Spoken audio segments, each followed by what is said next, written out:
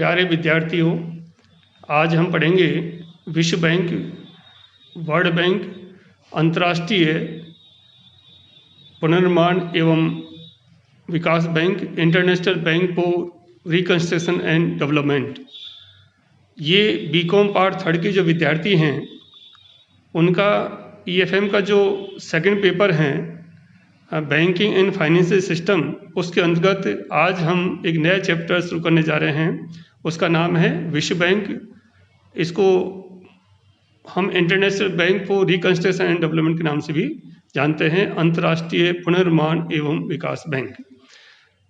इस बैंक की स्थापना के पीछे जो उद्देश्य था कि द्वितीय विश्व युद्ध के अंतर्गत विश्व की अनेक राष्ट्रों की अर्थव्यवस्थाएं पीड़ित हो गई थी, काफ़ी विनाश हुआ था और उस युद्ध से पीड़ित अर्थव्यवस्था को पुनर्जीवित करने के लिए उसी समय अंतर्राष्ट्रीय व्यापार की भी समस्या थी।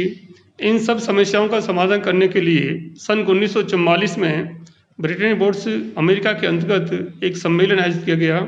उसमें 44 राष्ट्रों ने भाग लिया था, भारत में भी उसने हिस्सा लिया था और उस सम्मेलन में पर्याप्त विचार विमर्श करने के पश्चात ये तय किया गया कि युद्ध से पीड़ित जो अर्थव्यवस्था है उसको पुनर्जीवित करने के लिए या शांति स्थापित करने के लिए एक विश्व बैंक की स्थापना की जाए और अंतर्राष्ट्रीय मुद्रा कोष और विश्व बैंक दोनों संस्थाओं की स्थापना का निर्णय उस दिन लिया गया था।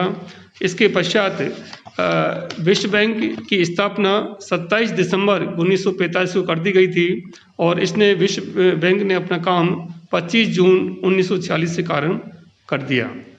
विश्व बैंक की स्थापना का जो पीछे मूल उद्देश्य था वो यही था कि जो द्वितीय विश्व युद्ध से पीड़ित अर्थव्यवस्था थी उसको पुनर्जीवित करना है और रोजगार के साधन जनरेट करने के लिए अंतर्राष्ट्रीय जो विनियोजक हैं उनको आकर्षित करना है और विश्व में शांति की स्थापना करनी है। इसके जो प्रमुख उद्देश्य हैं उनमें नंबर 1 का है सदस्य राष्ट्रों का पुनर्निर्माण एवं आर्थिक विकास करना।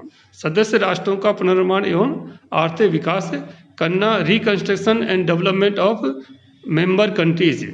विश्व बैंक के जो सदस्य राष्ट्र हैं, विश्व का कोई भी देश विश्व बैंक का सदस्य बन सकता है, तो विश्व बैंक के जितने भी सदस्य राष्ट्र हैं जो विकासशील राष्ट्र हैं उन सदस्य राष्ट्रों के पुनर्निर्माण करने के लिए विश्व बैंक आर्थिक सहायता प्रदान करता है और उनके आर्थिक विकास करने के लिए जो भी मदद हो सकती है वो उनके द्वारा की जाती हैं।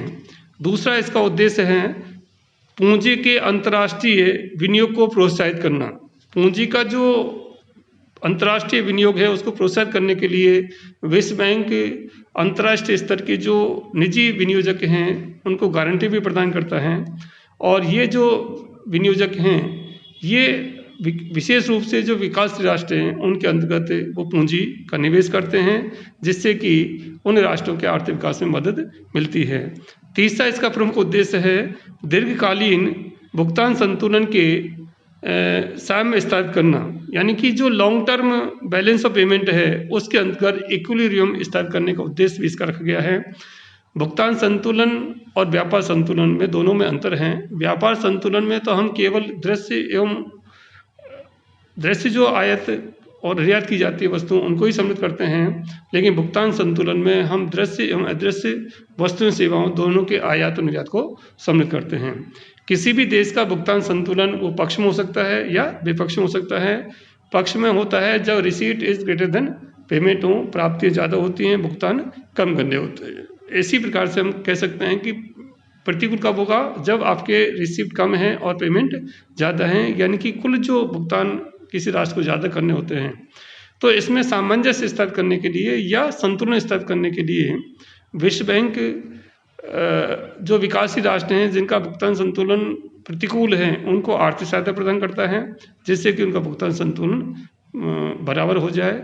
और कई बार तो ये स्थिति आती है कि ये जो अंतर्राष्ट्रीय भुगतान संतुलन है यदि बहुत ज़्यादा विपक्ष में रहता है तो अंतर्राष्ट्रीय भुगतान करना कठिन हो जाता है और वो राष्ट्र अपने देश का तीव्र गति से विकास नहीं कर पाते हैं। इस कारण से अंतर्राष्ट्रीय मुद्रा कोष जो बैलेंस ऑफ पेमेंट है उसमें इक्विलिब्रियम करने का काम भी किया जाता है।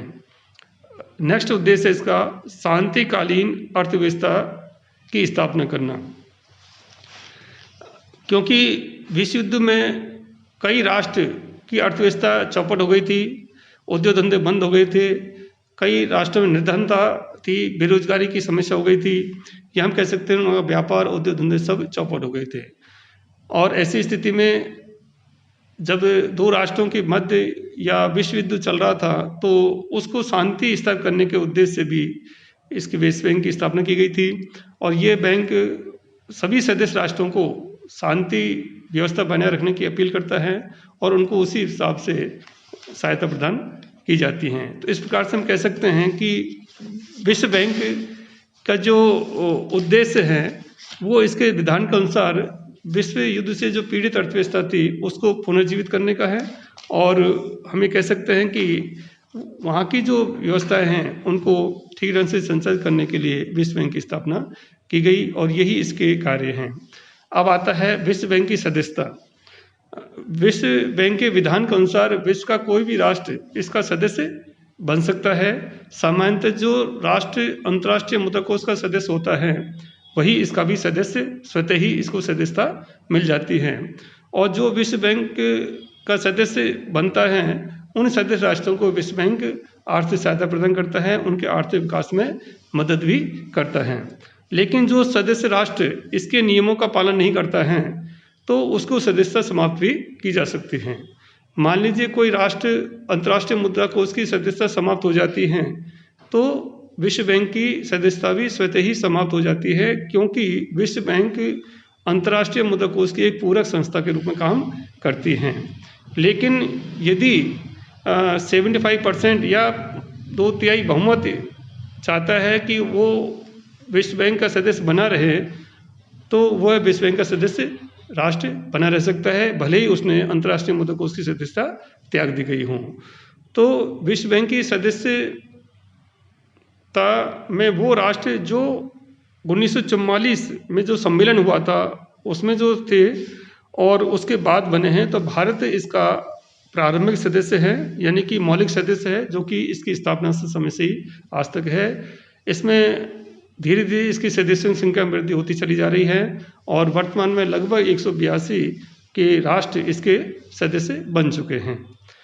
इसके बाद आता है विश्व बैंक की पूंजी। विश्व बैंक की पूंजी, विश्व बैंक की स्थापना 1000 करोड़ डॉलर के हिसाब से की गई थी। इसकी जो सदस्य राष्ट्र हैं उनको अभ्यंश चुकाना पड़ता है, 20% तत्काल देना पड़ता है तथा 80% विश्व बैंक जब चाहे मांग सकती है।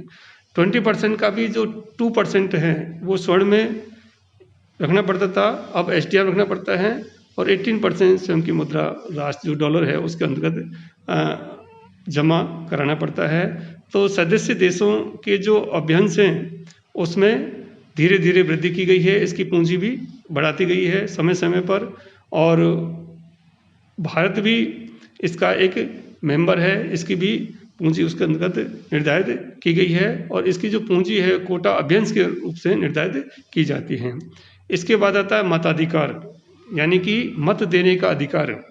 विश्व बैंक का जो प्रबंध मंडल है उसके अंतर्गत प्रत्येक सदस्य राष्ट्र को मत देने का अधिकार है और मत देने का जो फॉर्मूला है कि एक अभ्यंश एक मत प्लस 250 के हिसाब से इसमें दिए जाते हैं। मान लीजिए किसी राष्ट्र के पास में 4000 अभ्यंश हैं तो 4000 प्लस 4000 मत हो गए और प्लस 250 250 और उसमें जोड़ देंगे तो कुल हो जाएंगे उसके 4250 मत।